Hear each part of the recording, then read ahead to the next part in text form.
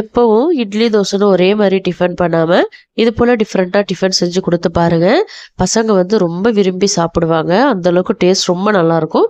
நல்லா மொறு மொறுன்னு சூப்பரா இருக்கும். பசங்களுக்கு வந்து நல்லா கிறிஸ்பியா செஞ்சு குடுத்தா ரொம்பவே விரும்பி சாப்பிடுவாங்க. அதே போல தான் இந்த தோசையும் நல்லா வெளியில கிறிஸ்பியா, உள்ள சாஃப்ட்டா ரொம்ப சூப்பரா இருக்கும். ரொம்ப சத்தான ஒரு டிஃபனும் கூட. இதில வந்து நம்ம கம்பு, பருப்பு இதெல்லாம் சேர்த்து செய்றோம். ரொம்ப வித்தியாசமா சூப்பரா இருக்கும். கண்டிப்பா உங்க வீட்ல ட்ரை பண்ணி பாருங்க. இது வந்து பிரேக்ஃபாஸ்ட், டின்னர், ஸ்நாக் எப்படி வேணாலும் நீங்க பசங்களுக்கு குடுக்கலாம். இப்ப வாங்க எப்படி செய்றதுன்னு பார்க்கலாம். ஃபர்ஸ்ட்டு நம்ம கம்பு அளந்துக்கலாம். கம்பு வந்து மெஷரிங் கப்பால நான் 1 கப் எடுத்திருக்கேன். நான் எடுக்கிற கம்பு வந்து ரொம்ப சுத்தமான கம்பு. உங்க கம்புல வந்து நீங்க செக் பண்ணிக்கங்க. கல்லு, தூசெல்லாம் இருக்கான்னு செக் பண்ணிட்டு, நல்லா கிளீன் பண்ணிட்டு அதுக்கப்புறம் சேர்த்துக்கங்க. இப்ப அதே கப்பால ஒரு 3/4 கப் வந்து கடலை பருப்பு சேர்த்துக்கிறேன். 1 கப் வரைக்கும் கூட நீங்க சேர்த்துக்கலாம். இப்போ 1/2 கப் வந்து துவரம் பருப்பு சேர்த்துக்கிறேன். துவரம் பருப்பு வந்து அதிகமா சேர்த்துறாதீங்க. இந்த அளவே போதுமானது. இப்போ 1 கப் வந்து பச்சரிசி சேர்த்துக்கங்க. பச்சரிசிக்கு பதிலா நீங்க வரகரிசி, சாமை அரிசி அது மாதிரி கூட நீங்க எடுத்துக்கலாம். இப்போ இத வந்து நல்லா ஒரு 5, 6 தடவ கழுவி எடுத்துட்டு வந்துருங்க. கழுவிட்டு வந்ததுக்கப்புறம் தண்ணி நல்லா பருப்பு, கம்பு எல்லாம் முழுகுற அளவுக்கு சேர்த்து ஒரு 3லேருந்து 4 மணி நேரம் மட்டும் ஊற வைங்க. ரொம்ப அதிக நேரம் ஊறிடுச்சு அப்படின்னா புளிச்சிரும். நமக்கு வந்து புளிக்கக்கூடாது. இது வந்து இப்போ நல்லா ஊறட்டும். சட்னிக்கு வந்து பேன் ஹீட் பண்ணியிருக்கேன். அதில் சும்மா லைட்டாக ஒரு 2 டீஸ்பூன் அளவுக்கு மட்டும் எண்ணெய் சேர்த்துக்கங்க. எண்ணெய் சேர்த்துட்டு காரத்துக்கு பச்சை மிளகாய், ஒரு 4, 5 பல்லு பூண்டு இது எல்லாத்தையுமே சேர்த்துட்டு நல்லா எண்ணெயில் ஃப்ரை பண்ணிக்கங்க. சும்மா லைட்டாக ஒரு 10, 20 செகண்டுக்கு மட்டும் நீங்கள் வறுத்து விட்டுக்கிட்டிங்கன்னா போதும். ரொம்ப கலர் மாறலாம் தேவை கிடையாது. இந்த ஸ்டேஜில் பார்த்தீங்கன்னா ஒரு 1/4 கப் வந்து தேங்காய் சேர்த்துக்கிறேன். 2 டேபிள் ஸ்பூன் பொட்டுக்கடலை சேர்த்துக்கிறேன். 1 டேபிள் ஸ்பூன் வந்து வெள்ளை எள்ளு சேர்த்துக்கிறேன். வெள்ளை எள்ளு சேர்த்து செஞ்சு பாருங்க. சட்னி ரொம்ப நல்லாயிருக்கும். 1 கொத்து கருவேப்பிலை, கொஞ்சமாக கொத்தமல்லி எல்லாம் சேர்த்துக்கிறேன். இப்போ இது எல்லாத்தையுமே 1 நிமிஷத்துக்கு மீடியம் ஃப்ளேமில் வச்சுட்டு நல்லா அந்த எண்ணெயில் வதக்கி விடுங்க. அந்த கொத்தமல்லி இலை, தேங்காய் இது எல்லாமே கலர் மாதிரி நல்லா சுருண்டு வரும். இப்போ பார்த்தீங்கன்னா நல்லா சுருண்டு வந்துருச்சு பாருங்க. அந்த பச்சை மிளகாய், கொத்தமல்லி இலை, தேங்காய் எல்லாமே கலர்லாம் டிஃப்ரெண்ட்டாக இருக்குது பாருங்க. இந்த ஸ்டேஜில் ஸ்டவ்வை ஆஃப் பண்ணிவிட்டு மிக்ஸி ஜாருக்கு மாற்றிக்கங்க. இப்போ இதில் கொஞ்சமாக தண்ணி சேர்த்துட்டு கொஞ்சம் கொரகொரப்பாக அரைச்சிட்டு வந்துடுங்க. தேங்காய் சட்னி எப்பொழுதுமே கொஞ்சம் கோர்ஸாக இருந்தால் தான் நல்லாயிருக்கும். ரொம்ப நைஸாக இருந்தால் நல்லா இருக்காது. இப்போ அரைச்சிட்டு வந்த சட்னியை பவுலுக்கு மாற்றிக்கலாம். மாற்றிட்டு கொஞ்சமாக நான் தண்ணி சேர்த்துக்கிறேன். இந்த டிஃபனுக்கு பார்த்தீங்கன்னா சட்னி வந்து கொஞ்சம் திக்காக இருந்தால் தான் நல்லாயிருக்கும். அதனால் கொஞ்சம் திக்காக வச்சுக்கோங்க. ரொம்ப தண்ணியாக வச்சிட வேண்டாம். இப்போ உப்பு சேர்த்துக்கலாம். உப்பு சேர்த்துட்டு மறுபடியும் நல்லா கலந்து விட்டுக்கோங்க. உங்களுக்கு சட்னி நைஸாக தான் அரைக்க பிடிக்கும்னா உங்கள் விருப்பத்துக்கு தகுந்த மாதிரி நீங்கள் அரைச்சிக்கலாம். ஒன்றும் பிரச்சனை இல்லை.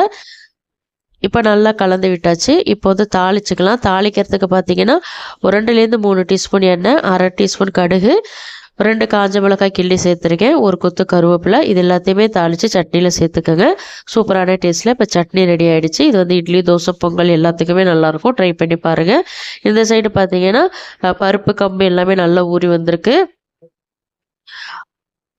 இப்போ வந்து தண்ணியை வடிகட்டிட்டு நம்ம வந்து இந்த பருப்பு, கம்பு எல்லாத்தையும் மிக்ஸி ஜாருக்கு மாற்றிக்கலாம். பருப்பு வந்து ரொம்ப புளிச்சிராம மட்டும் பார்த்துக்கங்க. ரொம்ப அதிக நேரம் நீங்கள் ஊற வச்சிட வேண்டாம். இப்போ வந்து நான் மிக்ஸி ஜாருக்கு பாதி அளவுக்கு மட்டும் மாற்றி வச்சுருக்கேன். இதில் வந்து எல்லா பருப்பு, கம்புக்குமே சேர்த்து ஒரு 4 காஞ்ச மிளகாய் சேர்த்துருக்கேன். சேர்த்துட்டு கொஞ்சமாக தண்ணி சேர்த்து இதை கொஞ்சம் கொரகொரப்பாக அரைச்சிக்கணும். இந்த ரவையெல்லாம் இருக்குது பார்த்தீங்களா, அந்த பதத்துக்கு அரைச்சிக்கணும். ரொம்ப நைஸாக அரைச்சிடாதீங்க. அதே போல் திக்காக அரைச்சிக்கணும். தண்ணியாகவும் அரைக்கக்கூடாது. இப்போ நான் காட்டுறேன் பாருங்கள். இந்த திக்னஸில் இந்த கொரகொரப்பில் இருக்கணும். இப்போ எல்லா மாவையுமே அரைச்சிட்டு வந்து நான் பவுலுக்கு மாற்றிட்டேன். இப்போ கரண்டியை வச்சு நான் மிக்ஸ் பண்ணி காட்டுறேன் பாருங்கள். இந்த திக்னஸில் இருக்கணும். நல்லா கொஞ்சம் கொரகொரப்பாக இருக்கணும். நம்ம ரவையெல்லாம் இருக்கு பாருங்க, அந்த அளவுக்கு கொரகொரப்பாக இருக்கணும். இப்போ இதுக்கு தாளிப்பு ஒன்று கொடுத்துக்கலாம். அதுக்கு வந்து 1 டேபிள் ஸ்பூன் எண்ணெய் சேர்த்துக்கங்க.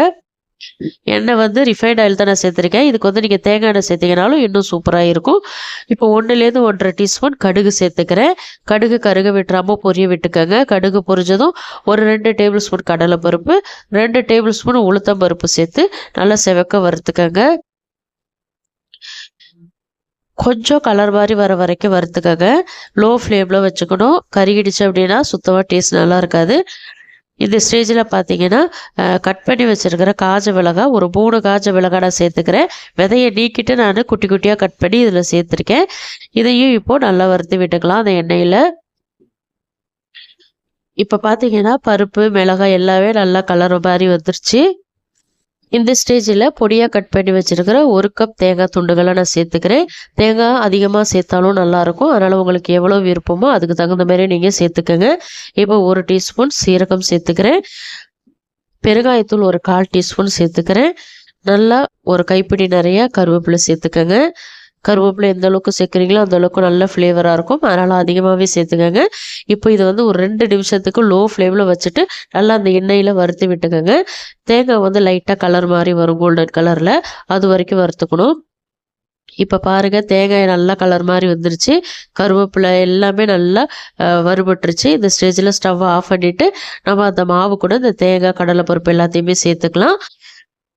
தேங்காய் வந்து நீங்கள் துருவி கூட சேர்த்துக்கலாம். ஆனால் இது போல் கட் பண்ணி சாப்பிடும்போது இன்னும் உங்களுக்கு டேஸ்ட் நல்லா இருக்கும். இப்போ உப்பு சேர்த்துக்கலாம். உப்பு சேர்த்துட்டு நல்லா கலந்து விட்டுக்கோங்க. இதுக்கு வந்து மல்லி இலையெல்லாம் சேர்க்க தேவையில்லை. தேவைப்பட்டால் இன்னும் கொஞ்சம் பச்சையாக கருவேப்பிலை கூட நீங்கள் சேர்த்துக்கலாம். அதே போல் எள்ளு சேர்த்துக்கலாம். இப்போ நல்லா கலந்தாச்சு. இதில் குக்கிங் சோடாலாம் எதுவுமே சேர்க்க தேவையில்லை. இப்போ இங்கே பேன் ஹீட் பண்ணி வச்சுருக்கேன்.